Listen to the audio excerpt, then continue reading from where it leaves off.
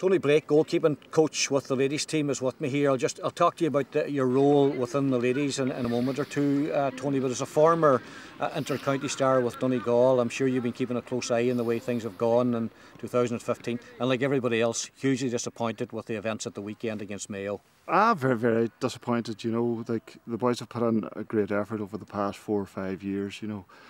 And it was going to come to a stage where they were going to look tired, and they have been looking tired this year and everything. They've been putting on a big effort in training, you know. But it's one of them things now where I think that the younger players have got to start coming through now. You've got to start filtering them into the team, you know, giving them a lot of game time during the next National League campaign. Yeah. You know, and we may have 1 or 2 barren years ahead of us, but we'll reap the rewards later on again. Yeah, funny, we're having a podcast today. John Joe Doherty was in with us and Anthony Gorman, and we were talking about this whole talk about retirements and all that sort of thing. And just the point you've made about the National League, how important it'll be now to bring people in and give them 4 or 5 games. The flip side of it is, Tony, and you'll know this better than anyone as a former player, supporters get very frustrated if the team are getting beaten. They don't see the bigger picture at times, that you've got to play players 4 or 5 matches. You're not going to find enough about them, only by bringing them in for 15 minutes here and there. Definitely not. It says these young players coming through now, they've got to go out, they've got to be given full matches, they've got to go out and get an hour, 70 minutes or whatever. You know, to get up to the pace of the game, get up to the physical challenges that playing senior football, you know, yeah, that it gives. But you know, people will just have to. They'll just have to I'd say, grin and bear it. Yeah, be patient. Be patient for a couple of years. Yeah. Yeah, yeah. The role of the goalkeeper since your days in the county team has changed significantly, Tony. I mean, it's amazing now how important it's become in terms of the possession, the short ball, the long kick-outs, finding people and all that. I mean, you're a student of the game and looking from the outside in now, a lot of pressure on goalkeepers. A lot of pressure on them now, or whatever. And as I say, every player that goes out, especially goalkeepers, it says you're going to learn something new about the game. Every game that you play up until the last game that you ever play in your career. Yeah. You know, it says your attacks now, counter-attacks, even from the kick-out, they all start from the goalkeeper now. So the whole emphasis on goalkeeping now is just plays throughout the whole team. Yeah. Does that make life more difficult for the goalkeeper? Has he enough to think about without having to involve himself in all that? And, you know, we've seen in the past where goalkeepers save people, and then if they make a mistake themselves, they're severely criticised because of that. Oh well, I've been there. Yeah. I know what it's like or whatever, you know. But that's part and parcel. You know, that's part and parcel of being a goalkeeper. And everything, as you say, is you'll be a hero 1 minute, you'll be the villain the next minute, or whatever, you know. But it's at the end of the day, it's the most important position on the field with regard to concentration levels. You cannot let it slip. If the ball's at the other end of the field, you have to keep focused or whatever, and be ready as when the ball comes in, that you know where you're going to give it again. Yeah. You know Paul Durkin very well, and he's served the county fantastically well over the last number of years. Speculation now that maybe he'll be one of the people who's looking at his overall situation. Nothing confirmed, of course, but he is going to Qatar with his wife to work for the next number of months and that sort of thing.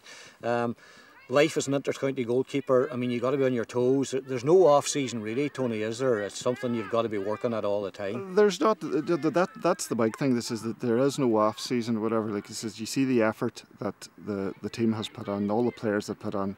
As soon as they're knocked out of the championship, they're straight on to club championship. They don't get that 2 or 3 months off-season that they need to recharge the batteries. Yeah. You could be playing club football here now until October, November. And you're thinking about training then again with the county set up again, then for the National League and everything. So I think it needs to be addressed, maybe not exactly at county level, but at a higher level. Yeah, we need to step back and give the guys space now, because again, there's been a lot of talk about retirements, and you were at that stage where you reach a stage in your career where you're thinking, should I commit further or should I not commit?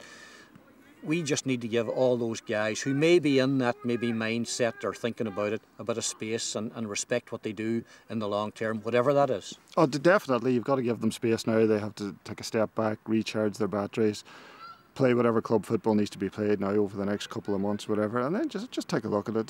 The hunger's always there. That's the thing, and the competitiveness is always there as well, and within players. Yeah. So they'll take their time and they'll make the right decision.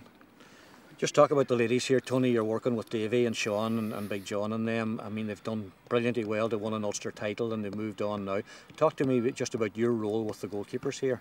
Well, Davy asked me I think it was back in about March or whatever. He says, would I come in and help out the goalkeepers, train them, give them a wee bit of guidance, you know, and maybe work on their technical ability as well. And that's basically what I've been doing. He says there's nights here that we'll go out and we'll train for maybe an hour and a half, 2 hours, and everything, but there'll be an hour of that will be a hard graft training session and all that there.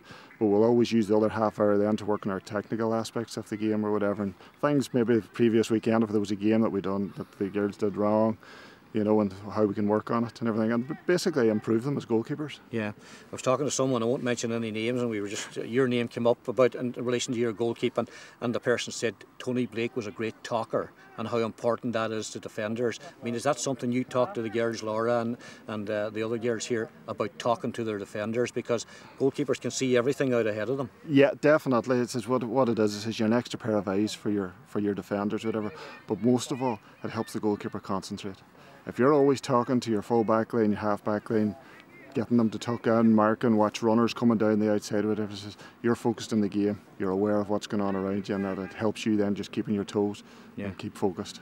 Great commitment from these girls, Tony. Fantastic commitment. As I've been here on wet Friday nights, it's starting training at 9 o'clock, and we're not getting out of here until after 11 or whatever, and the girls don't complain, nothing like that there, so they just go, they do it.